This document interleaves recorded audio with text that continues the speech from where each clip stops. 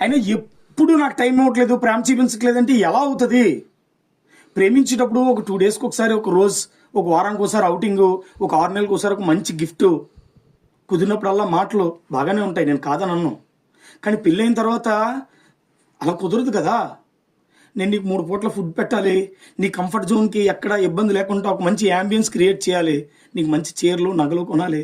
At least నేను మీ నాన్న అంత గొప్పగా చూసుకోకపోవచ్చు, కానీ మీ నాన్న గుర్తు రాకుండానైనా చూసుకోగలగాలి కదా.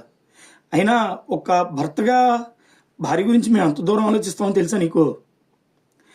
రేపు పొద్దున్న నాకు ఏదైనా అయినా కూడా మీకు ఏ ఇబ్బంది ఉండకూడదని సఫిషియెంట్గా మీకు కావాల్సినవన్నీ అరేంజ్ చేయడం కోసమే కదా ఇవన్నీ.